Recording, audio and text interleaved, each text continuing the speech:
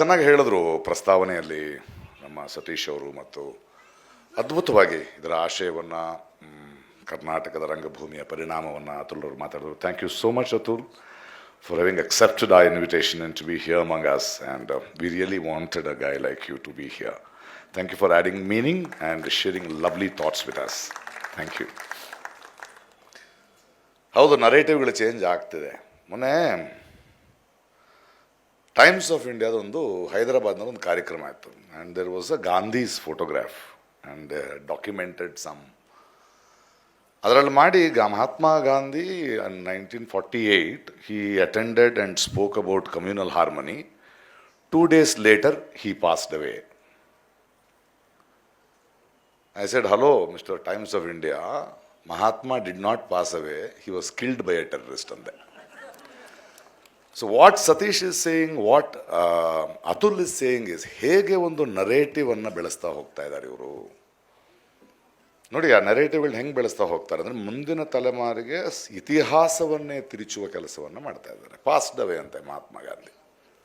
ಬಹಳ ಮುಖ್ಯ ಈ ಥರದ ನಮ್ಮ ಎಲ್ಲ ಒಂದಾಗೋದು. ಯಾಕಂದರೆ ಅತುಲ್ ಹೇಳಿದ ಹಾಗೆ, silence has never won any wars and there is no point in being apolitical. ಬಹಳಷ್ಟು ಜನ ರಾಜಕಾರಣವನ್ನು ಪೊಲಿಟಿಕಲ್ ಆಗಿದ್ದ ಕಾರಣಕ್ಕೆ ನಾವು ಈ ಸ್ಥಿತಿಗೆ ಬಂದಿರೋದು. ಯಾಕಂದರೆ ನಾನು ಯಾವಾಗಲೂ ಹೇಳ್ತಾ ಇರ್ತೀನಿ, ಭವಿಷ್ಯದ ಇತಿಹಾಸವನ್ನು ಬರೆದಾಗ ತಪ್ಪು ಮಾಡಿದವ್ರನ್ನ ಮರಿಬೋದೇನೋ, ಮೌನವಾಗಿದ್ದವ್ರನ್ನ ಯಾರೂ ಮರೆಯೋದೇ ಇಲ್ಲ, ಅವರನ್ನು ಕ್ಷಮಿಸೋದಿಲ್ಲ. ಮುಂದಿನ ತಲೆಮಾರು ಮಾತಾಡಬೇಕಾಗಿದೆ, ಪ್ರಶ್ನಿಸಬೇಕಾಗಿದೆ. ಹೇಗೆ ಈ ದೇಶಕ್ಕೆ ಅರಣ್ಯ ಮುಖ್ಯನೋ, ಗಿಡಗಳ ಮುಖ್ಯನೋ, ರಂಗಭೂಮಿ ಕೂಡ ಅಷ್ಟೇ ಮುಖ್ಯ ಅಂತ ಸಮಾಜಕ್ಕೆ ಹೇಳಬೇಕಾಗಿದೆ. ಇವತ್ತು ರಂಗಾಯಣದ ಬಹುರೂಪಿ. ಹಲವು ವರ್ಷಗಳ ಹಿಂದೆ ಇದರ ಉದ್ಘಾಟನೆಗೆ ಬಂದಿದ್ದೆ, ಗೆಳೆಯ ಜನ್ನಿ ನಿರ್ದೇಶಕರಾಗಿದ್ದಾಗ. ಆ ನಂತರದ ರಂಗಭೂಮಿಯಲ್ಲಿ ಏನು ಮಾಡಬೇಕು ಅಂತ ಕಳೆದ 2 ವರ್ಷಗಳಿಂದ ನಮ್ಮ ತಂಡ ನಿರ್ದಿಗಂತ ಇಲ್ಲೇ ಶ್ರೀರಂಗಪಟ್ಟಣದಲ್ಲಿ ರಂಗಭೂಮಿಯನ್ನು ಕೆಲಸ ಮಾಡ್ತಾ ಇದೆ. ಮೊನ್ನೆ ನಿರಂತರದ ಉದ್ಘಾಟನೆಗೆ ಬಂದಿದ್ದೆ, ನಿರಂತರದ ಫೆಸ್ಟಿವಲ್ಲು, ಇವತ್ತು ರಂಗಾಯಣ. ಎಲ್ಲ ರಂಗಕರ್ಮಿಗಳಲ್ಲಿ ವಿನಂತಿ, ಮೈಸೂರು ಒಂದು ಅದ್ಭುತವಾದ ಒಂದು ಸಾಂಸ್ಕೃತಿಕ ಕೇಂದ್ರವಾಗ್ತಾ ಇದೆ, ಒಂದು ಡಿಬೇಟಿಂಗ್ ಪಾಯಿಂಟ್ ಆಗ್ತಾ ಇದೆ. ಇವತ್ತು ರಂಗಭೂಮಿ, ಈ ಥರದ ರಂಗೋತ್ಸವಗಳು ಮೈಸೂರಿನಲ್ಲಿ ಉಳಿಯೋದಕ್ಕೆ ಕಾರಣ ನೀವು ರಂಗಾಸಕ್ತರು ಮಾತ್ರ. ಈ ಥರದ ಒಂದು ಇದ್ದೀರಿ. ಆದರೆ ನಾವು ರಂಗಾಯಣವನ್ನು ಕೂಡ ಉಳಿಸಿಕೊಳ್ಳಬೇಕಾದ ಮಾಧ್ಯಮದ ಮೂಲಕ ಹೇಳ್ತಾ ಇದ್ದೇನೆ. ಯಾವ ಹವ್ಯಾಸಿ ರಂಗಭೂಮಿಯವರಾಗಿದ್ದರೂ ನಾವು ರಂಗಾಯಣವನ್ನು ಉಳಿಸ್ಕೊಳ್ಬೇಕಾಗಿದೆ. ನೋಡಿ, ಮೊನ್ನೆ ನೋಡಿದೆ, ಇಲ್ಲಿ ಕಲಾಮಂದಿರ ಇದೆ. ರಂಗಾಯಣಕ್ಕೆ ಸರ್ಕಾರದಿಂದ ಏನಾದರೂ ಒಂದು 20 ಲಕ್ಷ ರೂಪಾಯಿಗೆ ಒಂದು ಬಿಲ್ಡಿಂಗ್ ಕಟ್ಟಕ್ಕೆ ಪರ್ಮಿಷನ್ ಕೊಟ್ಟರೆ, ಅದು ರಂಗಾಯಣದ ಹೆಸರಿನಲ್ಲಿ ಕಟ್ಟೋಕ್ಕಾಗೋದೇ ಇಲ್ಲ.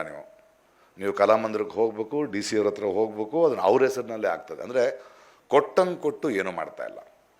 ಈ ಹಿಂದೆ ಜನ್ನಿಯವರು ಅದಕ್ಕೆ ಮುಂಚೆ ಇದ್ದಂತಹ ದುಡ್ಡಿರಲಿ, ಈಗ ಈ ಇದಕ್ಕೆ ಸರ್ಕಾರ ದುಡ್ಡನ್ನು ಕೊಡ್ತಾ ಇಲ್ಲ, ಯಾಕಂದರೆ ಅವ್ರಿಗೆ ಅರ್ಥ ಆಗ್ತಾ ಇಲ್ಲ. ಸೊ ನಾವೇನು ಹೇಳ್ತಿದ್ದೀವಿ, ನಾವು ಈ ಬಹುರೂಪಿ ಆದ ನಂತರ ನಾವೆಲ್ಲ ಕೂತು ರಂಗಾಯಣವನ್ನು ಹೇಗೆ ಉಳಿಸ್ಕೊಳ್ಬೇಕು ಅನ್ನೋದ್ರ ಬಗ್ಗೆ ಮುಖ್ಯಮಂತ್ರಿಗಳ ಜೊತೆ ಮಾತಾಡಬೇಕು. ನಾವು ರಂಗಾಸಕ್ತರು, ನಾವು ಪ್ರೇಕ್ಷಕರು ಇದನ್ನು ಉಳಿಸ್ಕೊಳ್ಬೇಕಾಗಿದೆ. ಇದು ನಮ್ಮ ಜವಾಬ್ದಾರಿ ಆಗ್ತದೆ. ಇಲ್ಲಾಂದರೆ ಬರೀ ಕಣ್ಣಿಗೆ ಹಿಂಗೆ ಆಟ ಮಾಡ್ಕೊಂಡು ಹೋಗ್ತಾನೆ ಇರ್ತಾರೆ. ರಂಗಭೂಮಿ ಬಹಳ ದೊಡ್ಡದು. Today it is very relevant. ಇವತ್ತಿನ ಪ್ರಸ್ತುತತೆ ರಂಗಭೂಮಿ ಆರ್ಟ್ ಫಾರ್ ಆರ್ಟ್ ಸೇಕ್ ಅಂತಾರೆ, ಅದರಲ್ಲಿ ನನಗೆ ನಂಬಿಕೆ ಇಲ್ಲ. ಆರ್ಟ್ ಡಾಕ್ಯುಮೆಂಟ್ಸ್, ಆರ್ಟ್ ಪ್ರೊಟೆಸ್ಟ್ಸ್, ಅದು ಪ್ರತಿರೋಧವನ್ನು ತೋರಿಸಲೇಬೇಕು. ಇದು ನಮ್ಮ ಮುಂದಿನ ಆರೋಗ್ಯವನ್ನು ಕಾಪಾಡಿಕೊಳ್ಳುವ ಒಂದು ಪ್ರಕ್ರಿಯೆ. ಈ ಪ್ರಕ್ರಿಯೆಯಲ್ಲಿ ನಾವು ಒಂದಾಗಿರೋಣ, ಎಲ್ಲರೂ ಒಂದಾಗುತ್ತಾ ಮೈಸೂರನ್ನು ಅವರೆಷ್ಟು ಹೆಮ್ಮೆಯಿಂದ ಹೇಳಿದ್ರು, ಕರ್ನಾಟಕದ ಕೊಡುಗೆ ರಂಗಭೂಮಿಗೆ ಏನಂತ. ಮೈಸೂರನ್ನು ಇನ್ನೂ ಎತ್ತರಕ್ಕೆ ಮತ್ತು ಅದ್ಭುತವಾದ ಒಂದು ಮೀಟಿಂಗ್ ಪಾಯಿಂಟನ್ನಾಗಿ ಮಾಡೋಣ. ನಾಳೆ ಮಾತಾಡ್ತೇನೆ. ಎಲ್ರಿಗೂ ನಮಸ್ಕಾರ. ಹೆಚ್ಚಿನ ವಿಡಿಯೋಗಳಿಗೆ ಪ್ರತಿಧ್ವನಿ ಯೂಟ್ಯೂಬ್ ಚಾನೆಲ್ ಸಬ್ಸ್ಕ್ರೈಬ್ ಮಾಡಿ, ಬೆಲ್ ಐಕಾನ್ ಕ್ಲಿಕ್ ಮಾಡಿ.